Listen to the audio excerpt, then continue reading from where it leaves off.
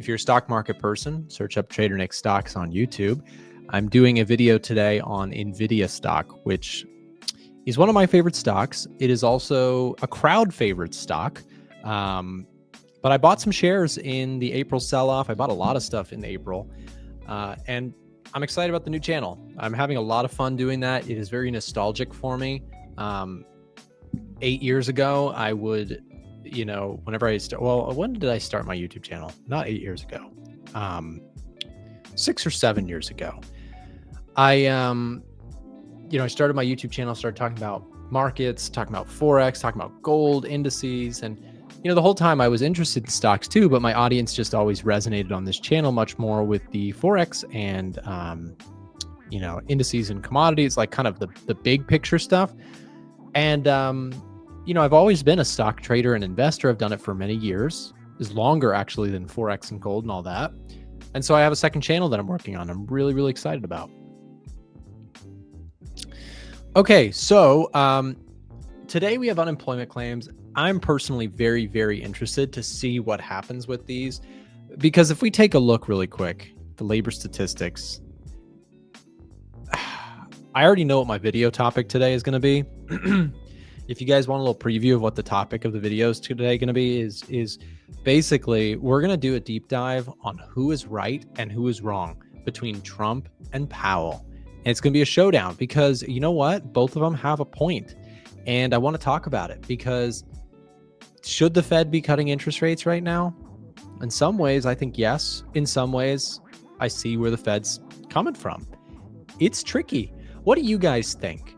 Can I just ask the audience really quick? Give me your thoughts.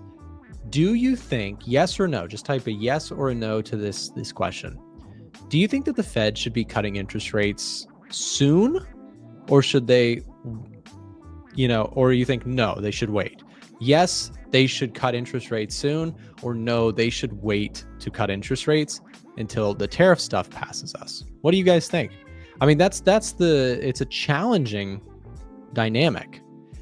And you know why it's especially difficult is because we don't know the NFP number. And so I'll tell you what, in 24 hours from now,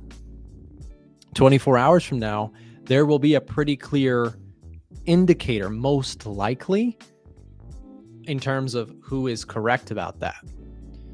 Now, obviously, Trump is not the central bank chairman.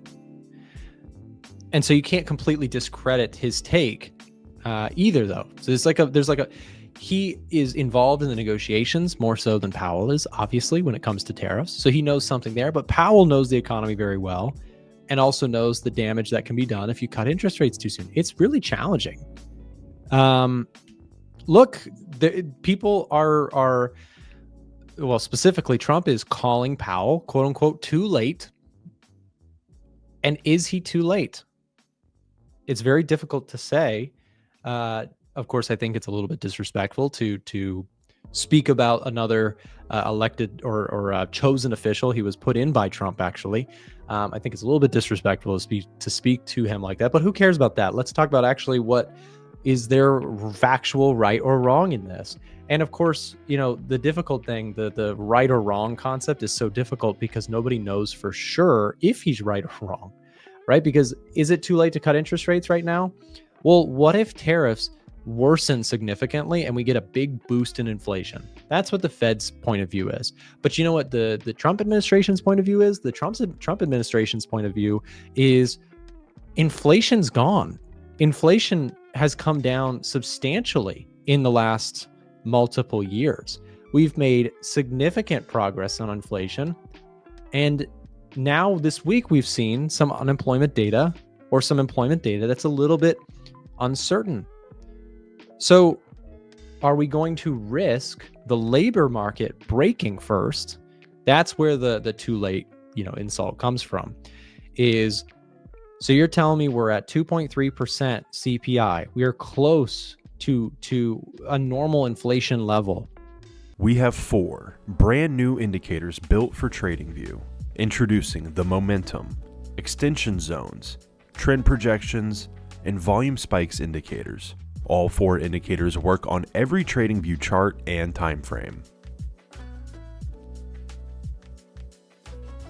You can easily see shifts in bullish or bearish momentum. Look and see if price is being overbought or oversold, which could cause a quick reversal. Automatically get a trend line that shows the true trend, bullish trend, and bearish trend based on the most recent market data. Get notified instantly of big spikes in volume to help you find breakouts. All 4 are available now at a1trading.com and can get set up in just a few minutes. Go check out our brand new line of TradingView indicators today. But the jobs market is showing some deterioration. Now, is it a horrible jobs market? No. So that's where the Fed kind of comes back in. It's like, well, hey, the labor market's not in a dire strait. It's not a horrible situation. It's holding up okay. But then you get into the concept of, is the Fed restrictive right now? And I would say yes. The Fed has interest rates at 4.5%. The CPI is at 2.3%. This number, right, rates are much higher than inflation. That's very restrictive. So that kind of brings me just slightly leaning towards, you know what? Maybe the Trump administration's kind of right about that. Maybe we need to be cutting rates a little bit more sooner. Now, I'm not going to stand here and say, pound my fist and say Powell's an idiot and it's too late and act that way about it. But there's a point there. Inflation's cooled off quite a bit. You have the labor market starting to show some weakening signs. Why risk it? Especially when we are very high in terms of a restrictive interest rate right now. But there's a little bit of this, I think. Yeah, Powell doesn't want to be told what to do by Trump. There's some level, on a human level, right? If somebody is breathing down your neck and telling you to do something, you have this like inherent desire to not want to do that, right?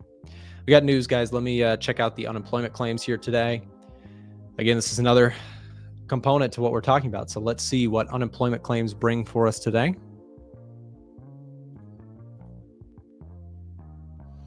Forecast of 236,000. We want to see that number or lower. 240,000 was the previous number. That was higher than expected.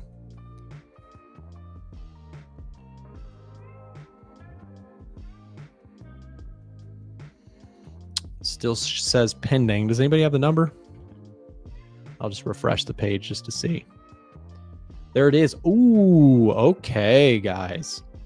Take a look at this. Unemployment claims spiking up to 247,000. That's going to cause a little bit of uncertainty for the US dollar, I would imagine.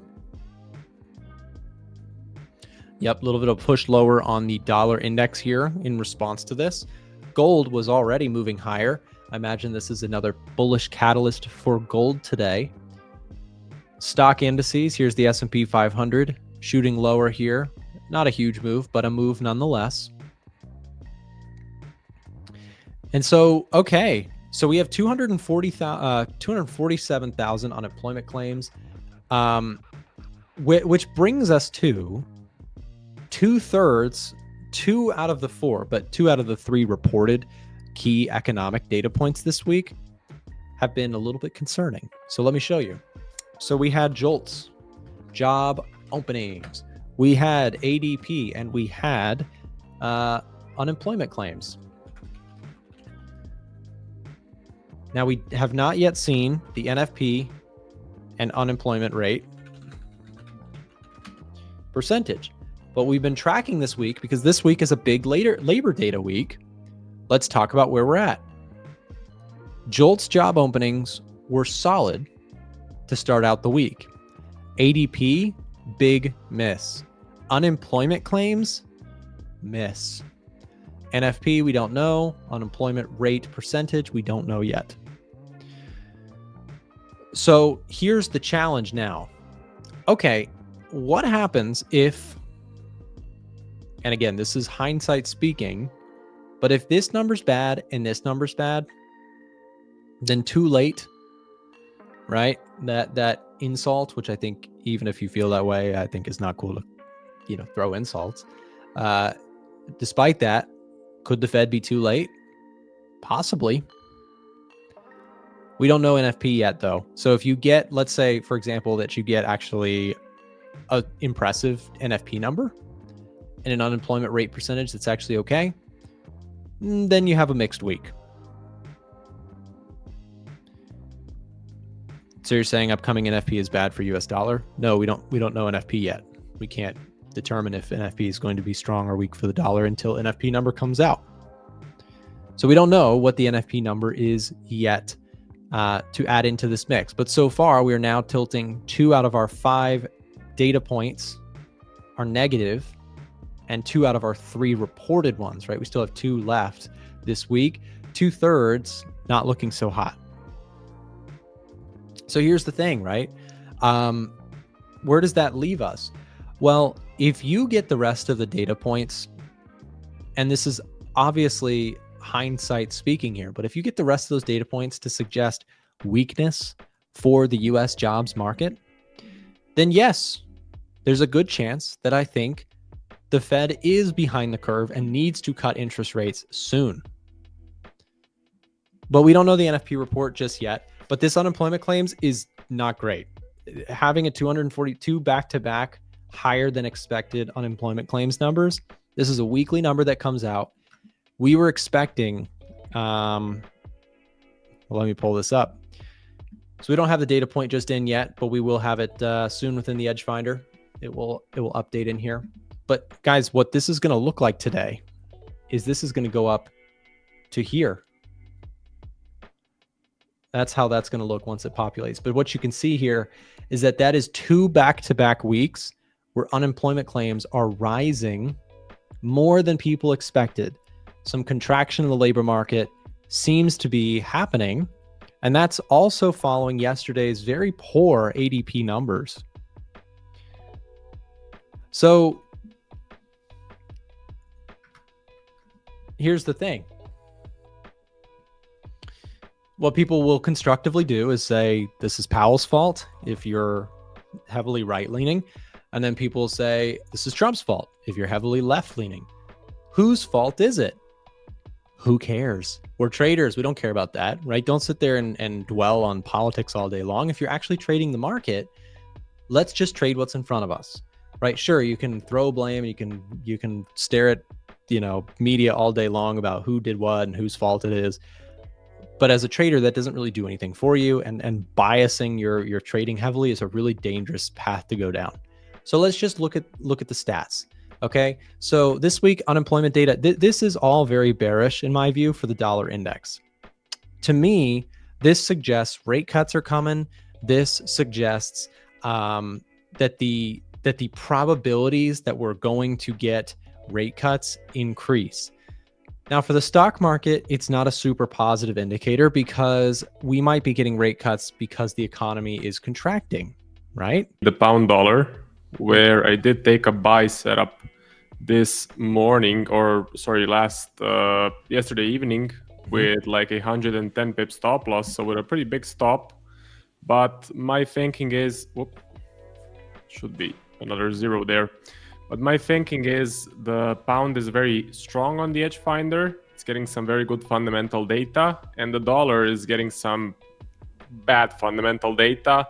The ADP came in pretty bearish, and I'm also counting on NFP and unemployment being bearish for the dollar as well. So, the current numbers are just very bullish for the pound and bearish for the dollar, and I'm betting on that bearishness on the dollar to actually continue. Another reason for the pound trade is that we have broken out of this, let's say, resistance that we had. So we broke this high and this one broke out, retested it, and then continued. So I think that's a bullish technical setup. And yeah, pretty much just trailing the position now. Hopefully, if it does continue to the upside, I'll just trail my stop loss. And once the market does decide to reverse, I will be out of the trade. So that's it. I love it. Yeah, pound dollar looks amazing. We've all three of us have talked kind of about Generally seeing upside for that currency pair in the last few weeks. It's been nice to watch it keep going, although I wish I was in it. I'm not in that trade. I have other ones that are doing okay, but yeah, pound dollar continues to push higher.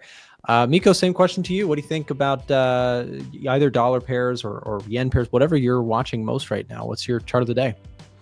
Yeah, so at the moment, currently long on Aussie CHF. I was actually long on New Zealand CHF last week, but I got trailed out of that position. But fortunately, being able to get into Aussie, and a similar idea to the reasons why I got into the New Zealand CHF last week. Markets coming back from all-time lows, expecting some type of pullback based on that. And typically price does tend to do that every time we do see all-time lows for Aussie Swiss, New Zealand CHF. We tend to see really big recoveries, so the plan is can I take advantage of that. We've had a lovely pullback, really corrective price action, which tends to mean prices like to break higher. I'm kind of anticipating a bit of a low forming here and then taking advantage of that move. I'm pretty bearish on CHF as well, and Aussie CHF kind of look like the better one for me, so I've hopped into a trade here. I think this has some room to run. Hopefully we can push on, and if we can clear some resistance, there might be some opportunities for additional entries as well. So I think this has a lot of room to run, so we'll see. Fair enough. Yeah, I think one chart of the day for me, just to add to the mix, because we talk about it frequently and we got to give it its flowers, is silver. Did you guys see the move in silver here? It's been pretty incredible. We've got this breaking out. Mika, you've talked about this level quite a bit on the stream. We're sitting here or putting in a fresh high. I'm curious to see if we get any sort of retests on this one. Yeah, I mean, this has got to be, in terms of a chart of the day, probably the most interesting one I've seen. And I know a lot of the audience who's watching right now is big into trading things like gold and stuff. But we've talked about on this show, especially if you're a weekly viewer and you've seen our segments before talking about this, we take this as a positive indicator for metals in general. When you have silver kind of taking leadership, that tells you that it's kind of like when small, more speculative stocks are ripping hot in the stock market. That's actually a good indicator that the rest of the stock market is likely going to do well too. Because if the high risk, high speculation stuff is doing well, just shows you that investors, traders, whatever, are interested in that area of the market. Well, silver taking off like this could signal some upside for gold as well. And like I said, my favorite scenario with metals is when silver is actually leading and outperforming gold. To me, it's an extra confluence factor that, okay, you've got some nice strength from the little brother, if you will, to gold. I think I want to come back to this because this is a chart you've talked a lot about with silver. Is this one that you're watching for setups on at all? Yep. I'm definitely watching silver. I was actually watching it earlier this week because we had that initial breakout. Actually, when was that? That was on Monday. So I was looking for the retest of this area because I wasn't too keen about silver in this range. I wasn't really trying to look for anything, to be honest. But once we did get that breakout at the start of the week, I was hoping for the retest there. And of course, this has happened now. So my plans have slightly changed to more focus on this high, which basically lines up with the level you just mentioned, which is around 35, just below it. So yeah, a retest there looks good. I think there's a lot of room to the upside. I'm kind of looking at this kind of whole range for silver, and I'm potentially kind of looking at that kind of height, if you will, and possibly seeing a breakout of a similar size to the upside. And the next big psychological level for silver will probably be 40. We've cleared 30. That's in the rear view mirror. Now 40, I think, could be a logical target. Of course, it's more of a bigger swing trade, but the idea is that there's a lot of room to the upside. So yeah, silver now clearing resistance there. As long as we can stay above, I think opportunities for a big pullback and a retest of 34.8 roughly. I think that's a decent opportunity. Yeah, it's an interesting. I mean, it's a real clean breakout in terms of at least how it's starting today. I'm very curious to see how that ends up closing today. Also, everybody, we do have a bit of breaking news. The Chinese state media put out that Trump and President Xi had a call this morning, which is a huge deal considering, typically the way these things work in terms of negotiations is that the people of both sides hash it out, like the teams on both sides hash it out, and typically the leaders speak at the end, right? The two leaders actually speak at the end after, the teams on both sides have really hashed out the details. So stocks are moving higher, gold moved lower on that, just because of course that is a positive development in terms of trade negotiations. If they're talking at all, like I said, the market knows that if they're speaking, there's been people who kind of guided that ship in before they've spoken, right? They've made some progress. So that's what the market's probably picking up on this morning. Stocks popping back, kind of obviously moved lower on this more weak unemployment claims data, but now bouncing back on what is largely, I imagine, a positive development between the US and China. So just wanted to give that update to viewers who are like, what just happened with the markets? That is likely what caused that. So with gold, I mean, in terms of just looking at the price action, I think silver is just a lot easier just to kind of understand and look for setup. So I'm still pretty bullish on gold. The way I've been looking at gold is just kind of seeing what price is done within this channel. And since we did break out the start of the week, that's maybe pretty bullish as well. But in terms of momentum, that's kind of where things are stumbling over, and it looks like prices fading at the highs at the moment. But I still think gold has a good chance of getting it back to the highs as well. It's just we're a little bit more corrective, and comparing it to silver, I'd rather put my eggs in that basket. But in terms of the price action as well, I'm seeing an uptrend here with higher highs and higher lows. So until that changes, so something like this happens and we start to break support again, then I would become bearish or potentially neutral. But for now, I would still say I'm bullish on gold, and something like that could be a nice opportunity. But yeah, I think there's a good chance we do kind of just make our way back to the highs at 3,500. Yep. No, I agree. I think gold looks strong now with this recent economic data that we were talking about just before you guys joined. And Marco, I do want to somebody pointed out that I still didn't answer your question, so I apologize. When in terms of when a price action move happens like that. So I personally wait for retests on all my trades. But I understand what you're saying, because there are oftentimes, and here's the worst part about it, right?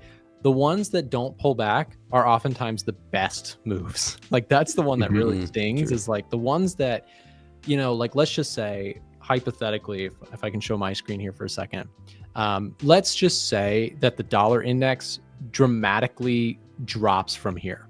And we get this, let's say NFP is really poor tomorrow and we get this candle, right?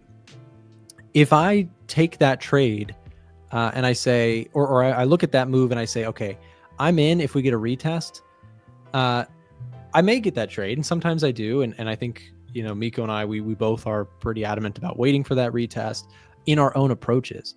But, I've interviewed and seen the broker statements of someone like Tori Trades, who I think is very famous for not having that kind of, actually, I don't know if she implements retest, but I know a lot of times she just takes a trade straight away on the break of a significant level that she's watching. And so there's many traders who are breakout traders through and through, who would just get short on the break and closure of like a 1 hour chart or something of a low. And they're just in, and they say, this thing either keeps going. We just hit a major breakout.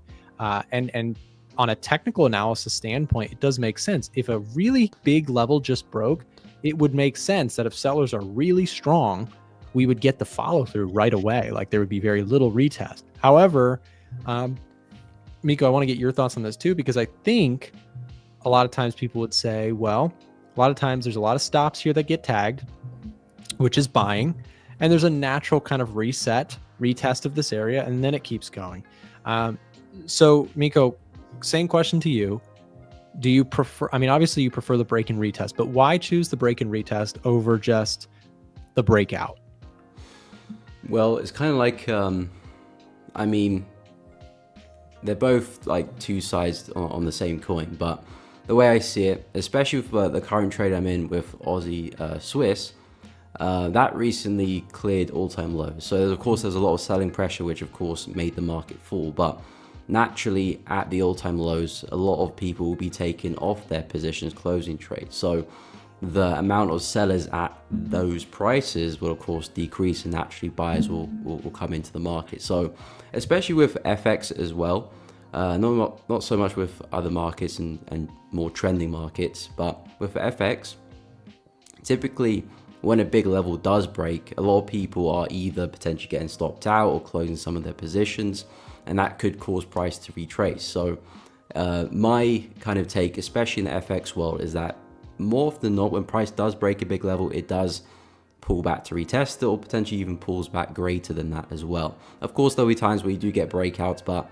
like I said, you kind of have to pick your poison. Are you going to try and play the breakout side of things, or you can try the retest side of things?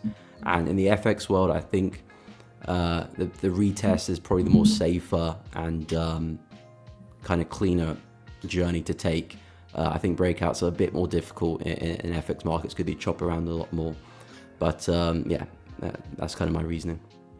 Yeah, I mean, it is a pick your poison type of thing, because at the end of the day, everything has pros, everything has cons, right? There's with the breakout, if markets are highly volatile, what I've found too, is that when you have like higher volatility markets, which we've had cooling off fix recently, but like when you have these high volatile markets, breakouts oftentimes work beautifully. Like if you're talking about a market where it's just like everything is freaking out and it's like very clear that we are super bullish or super bearish on a particular currency pair or commodity or index or whatever, follow through is more persistent. Actually, I'll tell you guys this, that a lot of times the drawdowns that I've experienced in my my currency trading, because you guys know I use a little bit more of a dollar cost averaging approach, the bigger drawdowns are when I'm on the wrong side of a market during a higher volatility spike, where the market kind of expands in one direction very far,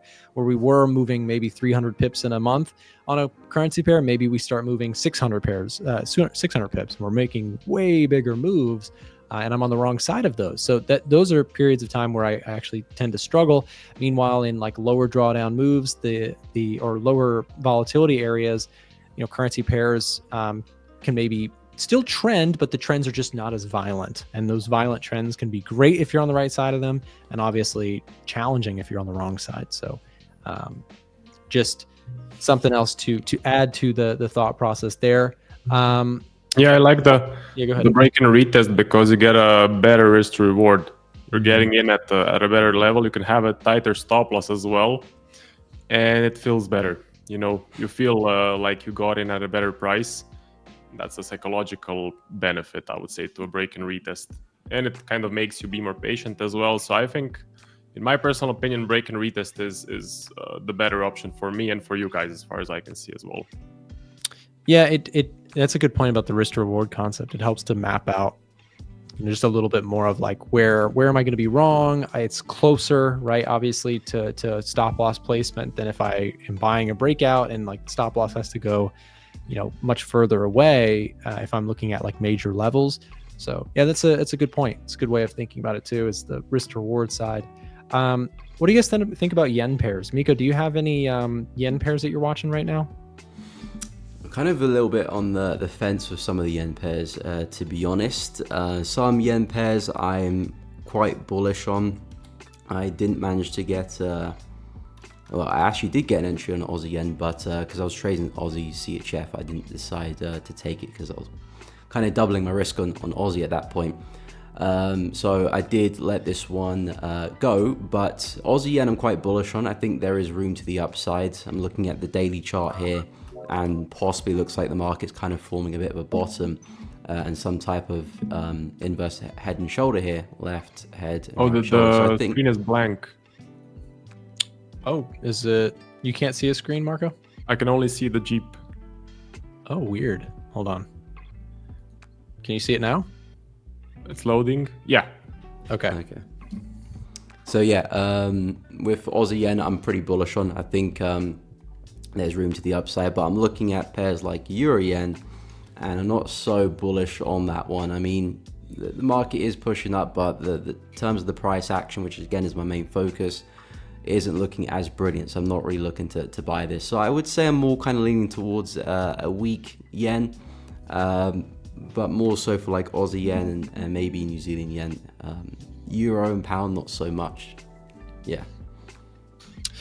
It's interesting just to hear in terms of the yen pairs. They've been they've been really volatile here recently, but really volatile as in back and forth. Like they look bullish for a second, then they go back bearish. So I have a current long position on both the NZD JPY currency pair as well as the USD JPY pair. This one is in more drawdown. I entered somewhere around this area here. I'm just sitting in a trade that's gone sideways, and then I'm slightly positive on my NZD JPY trade. But for me on the fundamental side, I won't go deep dive into it, but Japanese yen looks a little bit stronger than I thought it was in terms of economic data. So I'm actually looking to get out of some of the yen crosses and just kind of back to neutral on this one. However, some of the dollar weakness here may actually make the dollar yen look a little bit wobbly here to the downside. So I'm actually looking to get out of that trade that I'm in currently. So we'll see. But same question to you, Marco. What do you think? Yen pairs, any interest here? Yeah, I'm still trailing my position on NJ. Oh, nice. It's been quite a roller coaster. I used a 90 pip stop loss, so a pretty big one to fit the daily chart. But anyways, it's been very choppy. Lots of moves up and then a drop. Move up, drop. V reversal here and then another V reversal.